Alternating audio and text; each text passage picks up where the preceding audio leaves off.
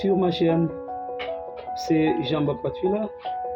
Je suis l'un des cofondateurs de la plateforme dans laquelle nous nous sommes inclus. Nous parlons justement de conflits.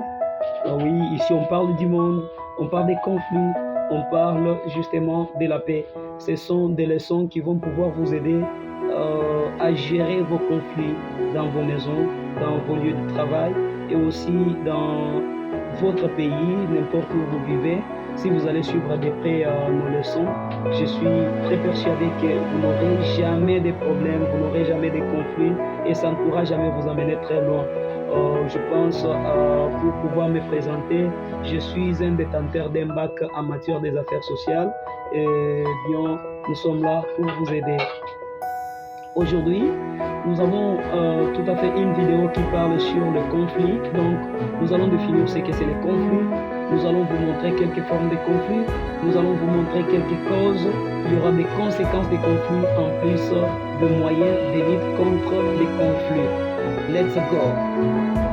Mais avant de commencer, si vous ne vous êtes pas encore abonné sur ma chaîne, je vous demande de vous abonner sur la chaîne et puis aimer la vidéo, partager la vidéo pour que ça puisse parvenir à beaucoup de personnes, puisque je sais que les conflits sont presque partout dans le monde. Dans des églises, il y a des conflits, dans des maisons, il y a des conflits, dans des familles, que ce soit au lieu de travail, il y a aussi des conflits. Partout où nous vivons, nous avons des conflits et une personne peut vivre en conflit avec lui-même. Ce que vous pouvez savoir, c'est-à-dire les conflits sont presque partout. Mais la question qui se pose par moment, nous avons toujours parlé de conflits. En réalité, conflit, c'est quoi? Ah voilà, vous n'avez pas. Les conflits, c'est justement un désaccord. Quand il y a le désaccord ou une désharmonie entre deux personnes, entre un groupe de personnes, entre une communauté, soit la constatation des idées contradictoires, lorsqu'il y a déjà un désaccord entre des personnes, c'est déjà tout à fait un conflit. Alors, ne vivez pas en désaccord avec quelqu'un. Si vous voyez déjà que vous vivez en désaccord avec une personne, sachez déjà que vous vivez dans un conflit. Si vous vivez en désharmonie, vous ne vous entendez pas avec l'un des membres de vos familles, que ce soit au lieu où vous êtes en train de travailler, le lieu du travail, que ce soit à l'église, dans la communauté, dans la société, c'est déjà un conflit. Donc, par la définition, c'est justement un désaccord, une opposition entre personnes ou groupes de personnes, ou même la contradiction des idées ou la constatation des idées contradictoires auxquelles des solutions n'ont pas été trouvées. Quand il n'y a pas de solution à une idée contradictoire, c'est déjà un conflit. Je sais que jusque-là, vous ne vous êtes pas perdu. Si vous cherchez quelque forme de conflit, vous n'êtes pas perdu. Vous êtes sur une meilleure adresse et vous aurez tout. Mais likez la vidéo. Abonnez-vous sur la chaîne. Oui. Partagez la vidéo. Laissez-moi savoir ce que vous voulez dans les commentaires. Et bien là, les conflits peuvent se présenter de multiples manières. Il y a plusieurs formes de conflits. Par exemple, quand il y a des insultes. Vous insultez déjà entre les personnes. C'est justement un conflit. Vous vous insultez avec votre ami, vous vous insultez avec votre partenaire, vous vous insultez avec votre chef du travail, vous vous insultez avec quelqu'un d'autre que vous ne connaissez pas. Sachez déjà que ça, c'est un conflit. Là, à part les insultes, il y a aussi les vols. Le vol, c'est un conflit puisque lorsque tu voles la chose d'une personne, tu voles un bien de ton ami, un bien de ton frère, sans son consentement. Et lorsqu'il pourra découvrir, j'avais déposé par exemple mon téléphone ici, je ne le vois pas encore, c'est parti où? Et on lui dit non, c'est ton ami, c'est tel X ou Y qui a pris. Vous ne vivrez pas en harmonie. Il y aura une désharmonie entre vous. Le vol, c'est un conflit. Le racisme. Ça, c'est ce qui bat record dans le monde. C'est ce qui bat record dans le monde, le racisme aujourd'hui. Vous vous rappelez de ça, vous le dites, le racisme. Non, telle peau, telle race ne peut pas vivre ici ou ailleurs. Si vous êtes raciste, le racisme c'est déjà un conflit. Parce que quand il y a le racisme, normalement la personne ne peut pas vivre à l'aise là où il vit. Hein. Pourtant, le monde a été créé par Dieu et nous sommes obligés, nous avons le droit donc de vivre là où on veut, que ce soit dans un pays étranger qui ne vous appartient pas, vous pouvez vivre. Mais quand il y a déjà le racisme, la maltraitance entre certaines races, c'est déjà un conflit. À part de ça, il y a la prise à partie.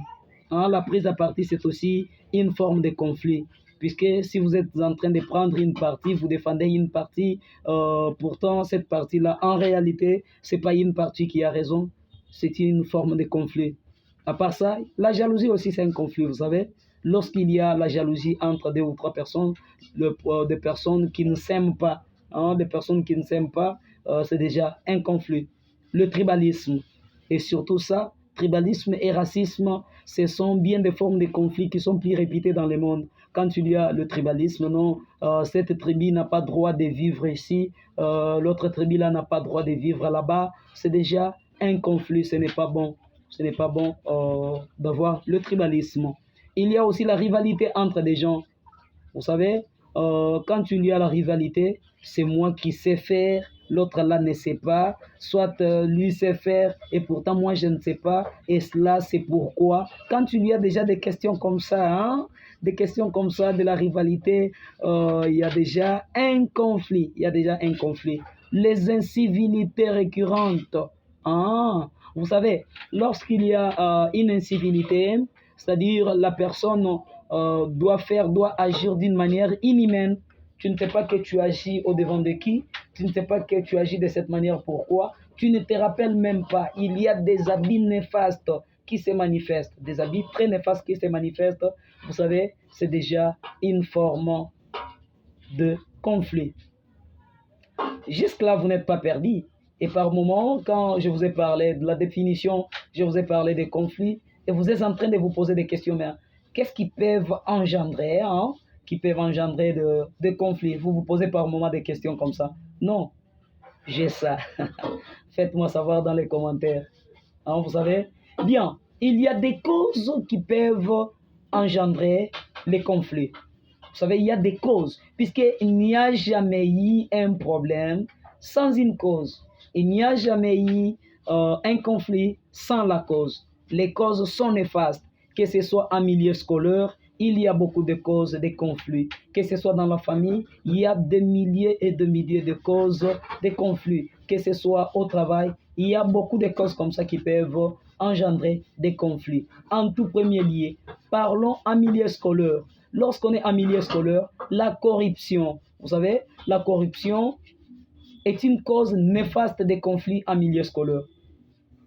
Par exemple, vous êtes un étudiant, vous partez corrompre et par après, votre corruption, lorsque les autres apprendront que non, s'il a distingué, ce n'est pas par sa propre intelligence, ce n'est pas par sa manière de se donner, mais c'est puisqu'il était parti corrompre. Ça doit provoquer des conflits. La moquerie, vous êtes en train de vous moquer de quelqu'un parce qu'il n'a rien, parce qu'il n'a pas d'argent, parce qu'il est comme ceci et comme cela. La moquerie est une cause de conflit. Méfiez-vous de la moquerie. L'injustice, oh s'il vous plaît, la Bible nous demande d'avoir la justice, la juste mesure. Hein? Soyons justes, débarrassons de nous l'injustice, puisque l'injustice peut nous pousser à avoir des conflits avec nos tierces. La discrimination, ne discriminez personne s'il vous plaît, quel que soit son genre, quelle que soit sa race, quel que soit son rang social, ne discriminez personne, puisque la discrimination est une cause de conflit. L'humiliation, non, n'humiliez pas quelqu'un s'il vous plaît, parce qu'il n'a rien, parce que c'est votre vigile, parce qu'il travaille chez toi, parce qu'il est ceci, il est cela. N'humiliez personne, puisque l'humiliation peut pousser quelqu'un à avoir des conflits, à vivre en une désharmonie, à un désaccord avec quelqu'un. À part cela, il y a aussi l'égoïsme. Vous ne voulez pas partager avec les gens. Ça se parle surtout lorsqu'on est dans la famille. Vous avez assez de biens, mais vous ne voulez pas partager avec vos membres de famille. Vous avez de l'ego, s'il vous plaît. L'égoïsme n'est pas bon. Ça peut nous pousser à avoir de conflits. Mais qu'attendez-vous enfin? vous êtes en train d'attendre les conséquences, je vois. Voilà. Les conséquences des conflits sont néfastes. Puisque quand il y a déjà un désaccord avec des humains, avec un groupe de personnes, il y aura des conséquences toujours qui vont naître. Ces conséquences-là, c'est présent du genre d'avoir la peur. J'ai dit quoi? La peur. On la peur. Lorsqu'il y a un désaccord avec des gens, ces gens-là ne peuvent jamais cohabiter. Vous commencerez à avoir peur, vous vous effrayez d'un groupe qui vous avez peut-être attaqué, de ces gens-là. Vous avez déjà peur. Il peut y avoir des complexes de supériorité ou d'infériorité, comme quand nous avons parlé de la situation scolaire. Quand il y a déjà de la corruption, il y a déjà des conflits, les gens vivront en peur, il y aura les complexes soit de supériorité, soit d'infériorité. Les traumatismes ne manquent pas. Les traumatismes ne manquent pas. Il y a aussi l'échec en milieu scolaire, par exemple. Lorsqu'il y a conflit, la situation a été connue de tout le monde. Normalement, la personne peut pouvoir échouer. En milieu scolaire, il y a trop de conséquences comme ça, trop de conséquences des conflits. Il peut y avoir également la frustration. La frustration peut aussi engendrer des conflits. C'est aussi quelques conséquences de quoi? Des conflits, en fait. C'est une conséquence.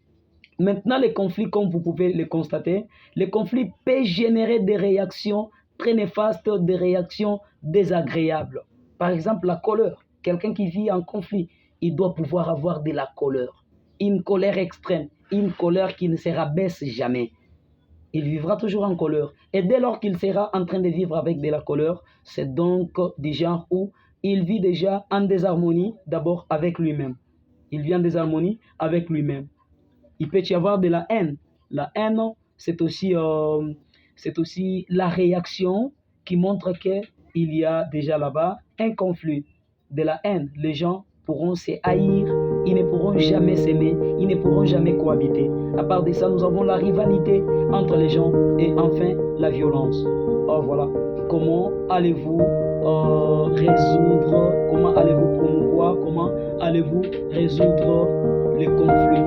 Bon, aujourd'hui, je dois pouvoir vous parler seulement sur 3 manières de lutter contre les conflits. La première manière, il faut jouer la bonne médiation. Il faut jouer la bonne médiation. Jouer la bonne médiation, c'est-à-dire ne plus prendre la partie d'une personne, par exemple, quand des personnes sont en conflit. Lorsque toi, tu entreras pour résoudre ces conflits, ne prenez pas parti. Il faut rester mixte. Tu n'es pas à gauche ni à droite. La deuxième des choses, il faut organiser un théâtre participatif sur le sujet qui a poussé les gens à avoir des conflits. Organiser un théâtre participatif. Alors, si vous avez besoin de savoir comment organiser un théâtre participatif, nous sommes là.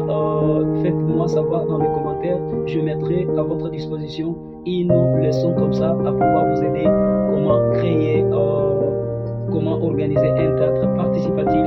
Enfin, il faut apprendre à pardonner. Comme la Bible nous dit, la Bible nous demande de nous pardonner. On doit se pardonner quand même. On se pardonne. C'était le sujet d'aujourd'hui. Si vous êtes nouveau sur notre chaîne, abonnez-vous sur la chaîne, partagez la vidéo, aimez la vidéo afin que l'audience s'agrandisse et comme cela, tout le monde aura droit de bénéficier de nos leçons. Nous vous disons merci.